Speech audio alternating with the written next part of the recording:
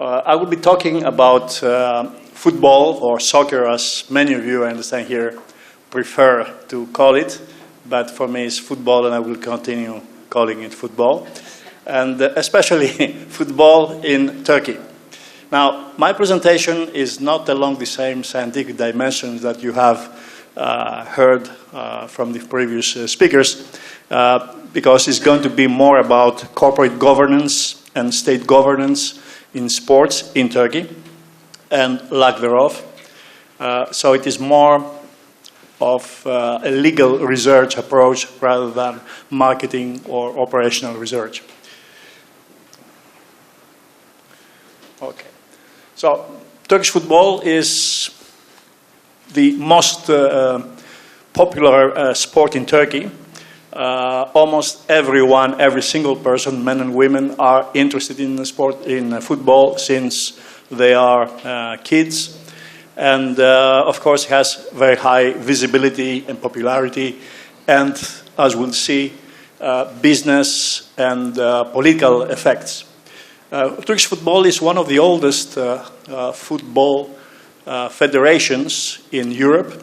It was set up in 1875. That was the first football team in Izmir, or Smyrna, and it became professional in the early 1900s.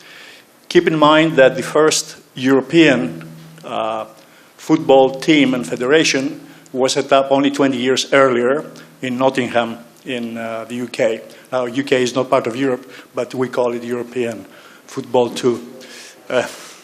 Sorry, guys from Scotland. Today there are many football leagues and many football clubs, but the two primary professional leagues are the Super League and the First League. Each one of them has 18 teams. There is a second league and a third league, and then, of course, plenty of amateur leagues. But Super League is the most important professional league at this stage, and I will be focusing primarily on the Super League. Football in Europe generates a lot of revenues. About 25, I mean, last year it was 25 billion euros of total revenues. The Turkish league is the sixth football league in the continent, and it has revenues which are more modest. It's about 551 million. However, when it comes to revenues from broadcasting, it is quite high comparatively with the rest of Europe. So it is a matter of attention from shareholders, of course, from other stakeholders, and from the state on an ongoing basis. So the business is good, the sport is popular. What is weak? Because there is a weak link. Sorry, I have to move. I'm Mediterranean, so I have to use both hands. Well, Europe has had concerns for the last 15, 20 years about sports in general and football in particular, because it became a real commercial activity. It's no longer an amateur activity, it's show business primarily. So there are three areas of concern when it comes to European legislators and executives: corruption, labor, and the club ownership. Corruption is primarily to do with bribery of officials and match fixing, and sometimes betting. Labor is foreign players, because football is a truly globalized sport, so there is a lot of migration of sports people between one country and another. And there are no strict regulations, so most movements are based on the immigration laws of the different countries, so on a country-by-country basis. And third-party ownership, I don't know if you're familiar with this concept, third-party ownership. Third-party ownership is when a non-club entity owns the players, the rights on the players, for a period of time, and he or that entity leases out the rights on the players for a period of time. But they have the final word on the movements of the players. It's a little bit like slavery. They own the players, and they decide where these players are going to play and for how much. Now, this has some advantages, because some clubs cannot afford to buy all the big players they want, so they can lease them out. And finally, club ownership. The main concerns here are the ultimate beneficiaries of the clubs, because sometimes we have seen there have been cases where large shareholders in clubs also are shareholders in competing clubs in the same league. So there are some conflicts of interest in this case, and they can lead to other practices like match fixing and so on. When it comes to Turkey, the concerns are more or less the same. But the level of, the degree of importance varies. For corruption, bribery of officials and match fixing is of very high concern. It happens very often. The only problem is that the existing legislation doesn't really help the judges to sue the culprits because there is a lot of vagueness in the regulatory environment and the legal environment. Betting is less sensitive because betting is controlled by the state, although it is provided by private operators. The state has a direct look because there is a lot of taxation and a lot of VAT to be imposed on betting. However, betting, as you probably know, in football is a dysfunctional area in the sense that 10% only of all bets are done officially. 90% of all bets are illegal bets. Right? When it comes to foreign players, there is no major issue today because last year there were some changes in the legislation and Turkish clubs can acquire up to 14 players, foreign players, and they can, for the first time, have all foreign players playing at the same time on the field. In the past, there were some limitations. Now, you can have 14 players, foreign players, 11 can play at the same time at the match. So this is being resolved. Now, foreign players come to Turkey today not only as an end-of-career move. In the past, good players from Manchester United, Real Madrid, and so on would come to Turkey at the end of their career, and they would get a good salary, but especially they didn't work under a lot of pressure as in the European clubs. Today, they come because they get paid as well as in Real Madrid or Barcelona, but also because the taxation system is very favorable. Foreign players get 15% taxation rate on their total revenues, which is the lowest in Europe at this stage. I think Bulgaria has 10%, which is lower than that. But Turkey is really at least one of the two best. There is a lot of pressure from NGOs to change this and go into the normal taxation system, which is between 25 and 40%. But for the moment, has not happened, and I don't think it's going to happen. It's very sensitive in terms of political implications. Third-party ownership. Most clubs in Turkey have recourse to this because they cannot afford to buy all the players they want. When it comes to ownership, there are no real issues because all these clubs, the main football clubs, are owned by Turkish businessmen or Turkish industrial groups, with the exception perhaps of Beşiktaş, which when it went into difficulties 3-4 years ago, financial difficulties, they sold 60% of their assets to Arab pension funds, primarily Qatari funds. But otherwise, there's no conflict of interest, for the moment at least. So this is the degree of importance of these different factors. Now, when it comes to the Turkish legal frame, here we have some weaknesses because there are a number of laws, but they are generic laws. It is the constitution talking about sports being important for the republic. It is about the constitution of the Turkish Football Federation, which dates back to 1959, which is outdated, of course. So the only law as of 2011 that deals a little bit with football is Law 6222, which was created to fight hooliganism and also to control what's going on the stadiums. Because since 2011, and especially since 2013, football fans have also used the stadiums to express their political views against the government. So the government had to step in and create some legislation indirectly to control this. And in fact, as of last year, in order to buy a ticket for the Super League, you have to have an account with a minor bank, which belongs to the son-in-law of the president of the country. And you have to give all your data, private data, financial data, because that bank has access to your bank accounts in other banks. And this becomes very monitored now. And this combined with the cameras in the stadiums and other new techniques in ID recognition means that everybody knows what you have done on a week-by-week basis when you get to the stadium. Whom you supported, which match you followed, whether you're present during demonstrations and so on. So this is a very sensitive area from a democratic management point of view. Now, Law 6222 was modified in May 2011 to include a clause, an article, which criminalizes bribery. Until May 2011, there was no legislation about bribery. In general, not only football, but in general. Here it is more specific about football, because this law is about football. Okay, now, there are other institutions or other transnational bodies whose regulations could impact on Turkish football if the authorities want to take advantage of it.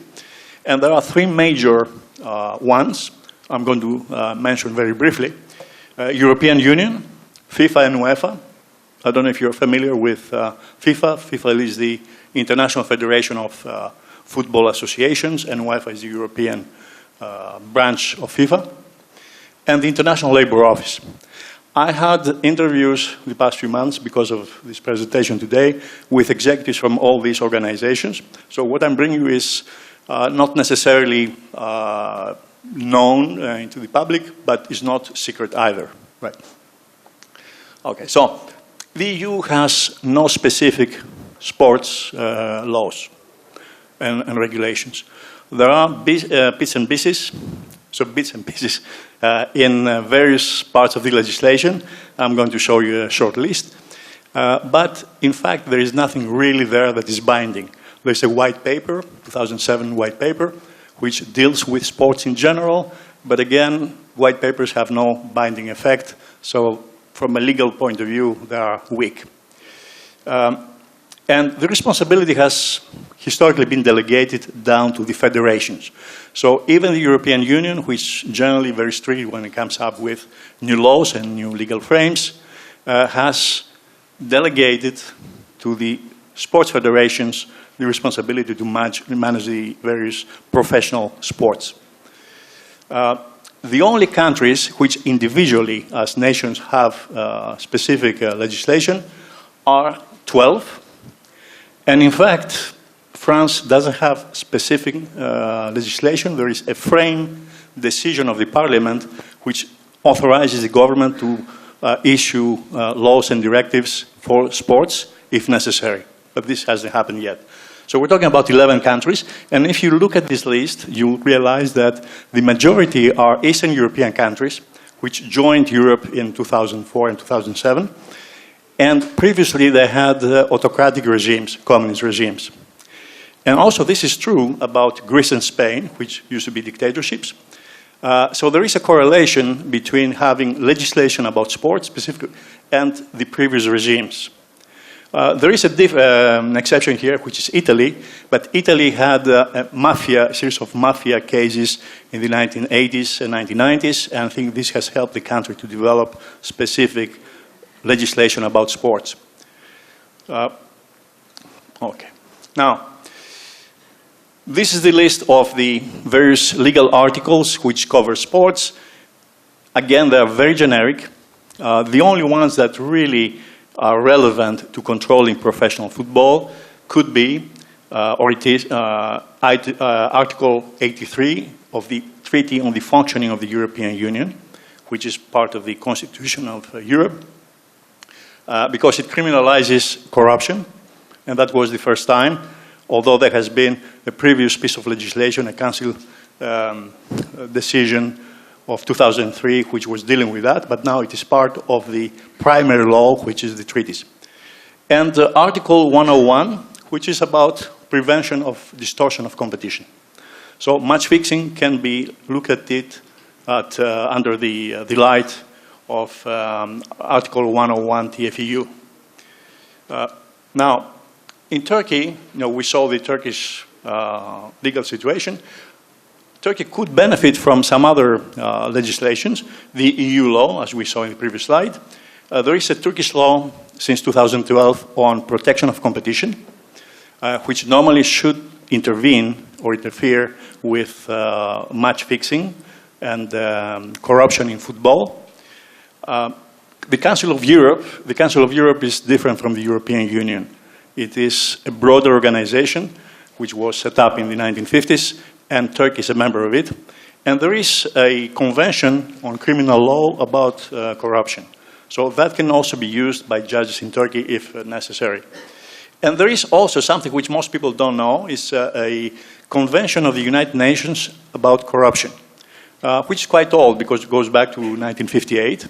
But I have not seen any cases where that law had been used. Right.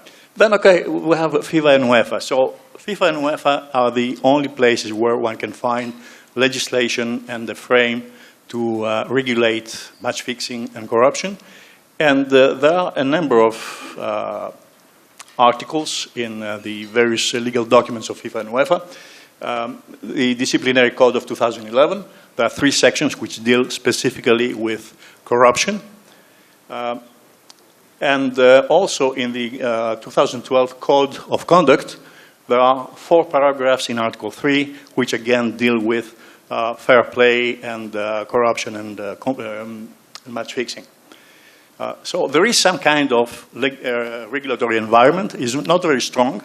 One has to go indirectly into it if one wants to use it. And this is more recent. It's about third-party ownership. Now it is banned by FIFA worldwide. And this has implications, of course, for Turkey. Now, the ILO is an organization which is part of the United Nations system, and it covers relationships between workers, employers, and the state in the member states. And all United Nations states are members. So the ILO, again, has no specific policies or legislation.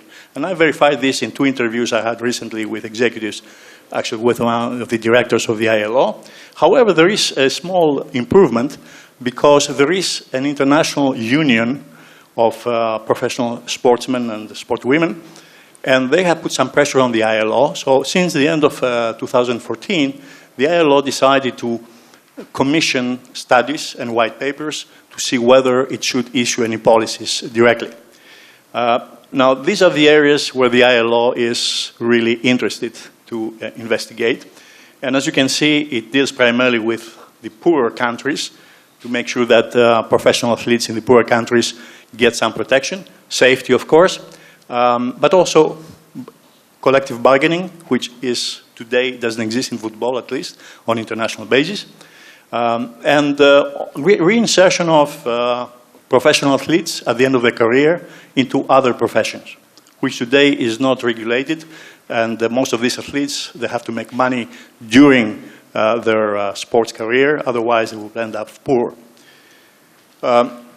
Turkey is a member of the ILO, but has not been very active. It has not adopted most of the conventions that it has signed so far. So I don't think it's going to be very helpful, any legislation that comes from ILO, for the future of Turkish management. So there are some tools. Why can they not be implemented? I asked this question to many executives in Turkey and also abroad. And in the end, I came up with a frame, and I will probably finish with that, which shows how this could be corrected. And this is not totally new, because I got some inspiration for some of these points from the implementation, effective implementation of international law in the case of environmental protection and pollution. So this can be transposed to some of these issues that we discussed so far. Most of them are feasible if there is state goodwill, and also if there are the resources to make them happen. The main areas where I was told were difficult were motivation of the play of the key actors, and also deterrence, because deterrence is missing in other types of approaches for implementation of effective rules. So, of course, there is legislation in the EU about private companies which deters malpractices. For instance, fining a company with 10% of its worldwide revenues, annual revenues, to deter malpractices in competition. I presented this to a top executive of the most important opposition party in Turkey, which manages about 30% of the votes of the population. And they said, this is great. However, it's not going to happen in Turkey. Why? So I have handouts. If anyone wants, I can give you the handouts. Because corruption is a real web. It's not just one point. You have several points which interact, and each one of these points and actions impacts on all the others. It is very complex. One can handle it, of course, on a piece-by-piece basis, so you need to have a lot of time and a lot of patience to go about it. But there is another element which is overarching and blocks this corrective action. And this is politics. Politics is an extremely strong component in all these malpractices in Turkey. Not that the politicians interfere with football and create malpractices, but they stop punishment of those who get involved with bribery, especially, and match fixing. And there is a recent case, but in fact I had to cut out the slides because of the time today, of Fenerbahce, because this is a very important case to keep in mind when it comes to corruption of the state and how the state gets involved in stopping the law doing its job. So, thank you very much.